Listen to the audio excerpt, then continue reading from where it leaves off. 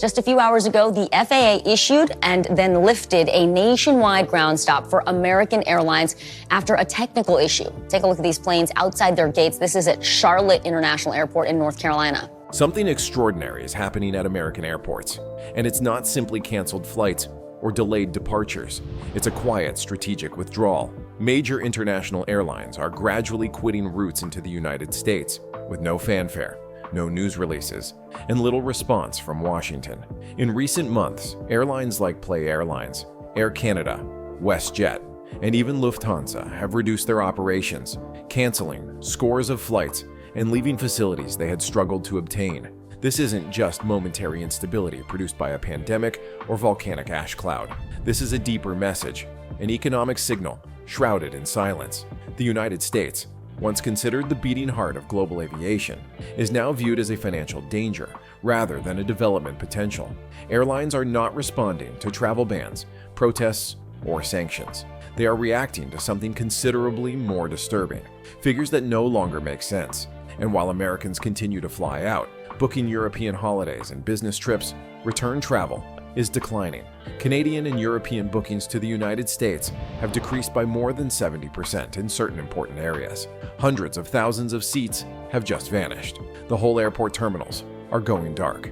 Behind every disappearing aircraft lies a sequence of lost hotel rooms, vacant cabs, canceled excursions, and employment that go quietly. What is motivating this exodus? How did the world's greatest travel economy turn into a market to avoid? And why is no one in charge discussing it? Welcome to the new aviation crisis, in which the most harmful actions are not overt, but rather covert, and the cost. It's something America may not really comprehend until it's too late. At first look, it may appear that everything is normal in America's sky. Planes are still landing, and terminals are still humming. Behind the scenes, however, something much more sinister is taking place. International carriers, previously eager to enter the vast U.S. market, are gradually pulling away, not in protest, not due to diplomatic failures or global calamities, but because they no longer believe America is worth the effort. Consider Iceland's Play Airlines, for instance. The low-cost transatlantic carrier spent years expanding its U.S. presence, operating services to Boston, Baltimore, and New York's Stewart Airport. Nonetheless, Play stated this year that its activities in the United States will be completely shut down. Not a decrease, but a departure. Every American route was removed from the schedule, leaving only stillness in the terminals it once lit up. And they are not alone. Air Canada will discontinue 5 services to the United States this winter. The regional shutdowns, however, tell a larger story. 30 domestic lines have been eliminated, and 8 airports have been abandoned. Major U.S. cities such as Detroit, Indianapolis, and Tampa, once important transportation hubs, are now cut off. These are not fringe airlines cutting expenses. These are global actors, some supported by their own governments, who have decades of experience dealing with oil crises, volcanic disturbances, and pandemics. However, they now consider U.S. routes unsustainable. The departures are planned, not spontaneous. WestJet is relocating planes to Europe. Porter and Flair are withdrawing from U.S. destinations.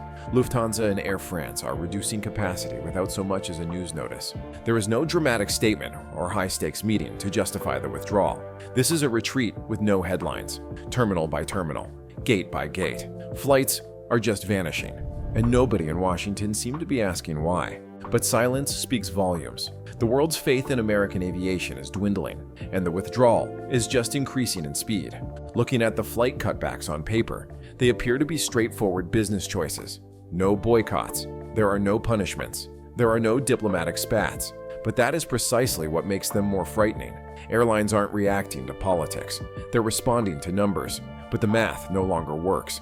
Canadian bookings into the United States have plummeted. In certain markets, the year-over-year decline is greater than 70%. In others, it's worse, 76%, and climbing. In reaction, Air Canada alone has removed approximately 300,000 tickets intended for the United States from its schedule, and they're not the only ones who see red. European airlines are reporting the same issue. Lufthansa management have acknowledged that demand for U.S. flights has plateaued. That is code meaning it's no longer worth it. These aren't low-cost carriers reducing fat.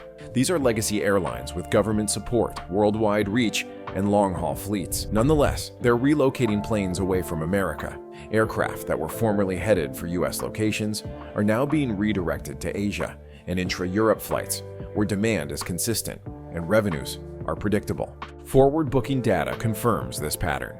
Through October, Canadian carriers had reduced almost 320,000 seats heading for the United States. The bookings just aren't there. When vacant seats pile up, airlines do not wait, they walk.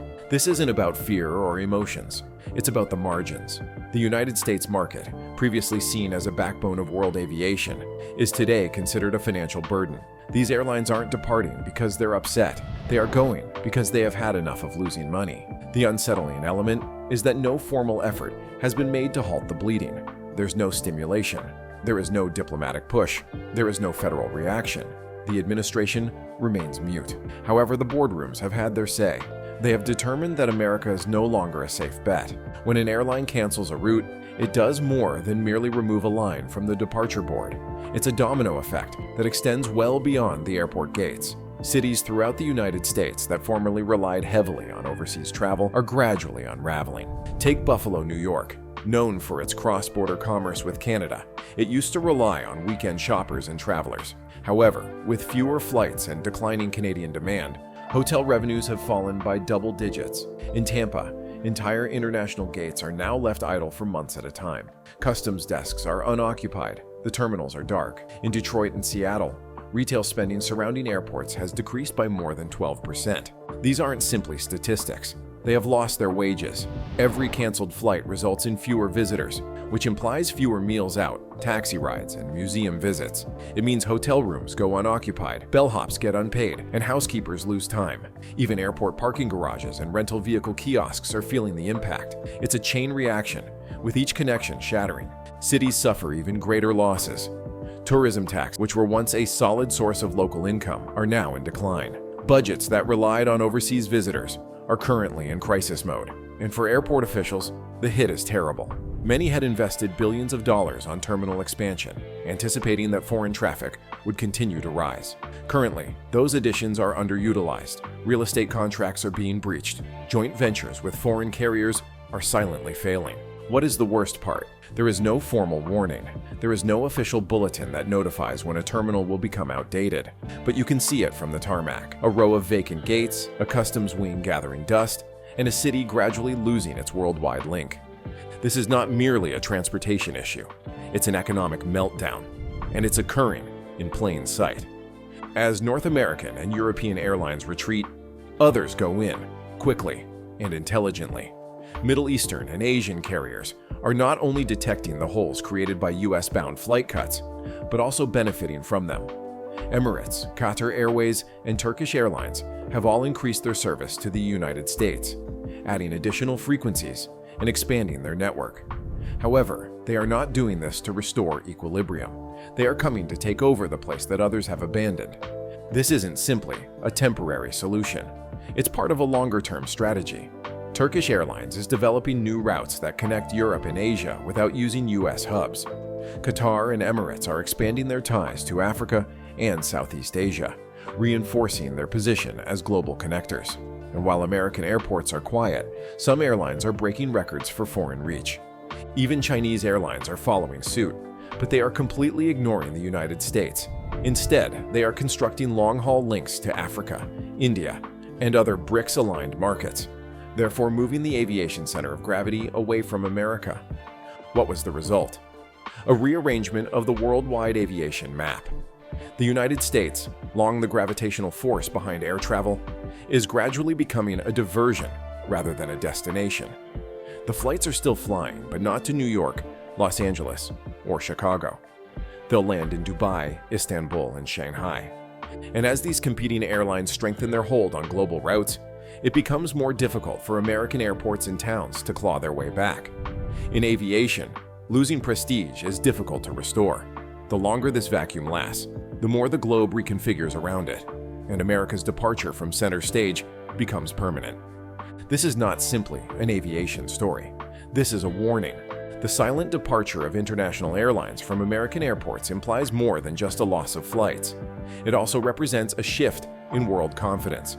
America, previously seen as the hub of travel, business, and diplomacy, is progressively being eclipsed, not by force, but by choice.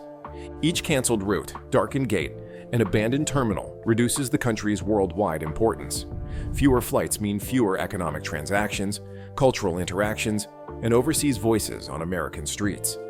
The ripple effects affect everything, from tourism earnings to commerce flows, academic relationships to diplomatic presence. What's happening isn't loud or unexpected. It is sluggish, quiet, almost invisible. And this is what makes it so hazardous. Because in the age of global connectedness, out of sight really does mean out of mind. If the United States continues to lose its place in the worldwide travel network, the costs will be measured in more than simply dollars, lost influence. And once that attention has moved, it does not return easily. The question now is not whether America is falling behind. The question is whether anyone in power takes heed.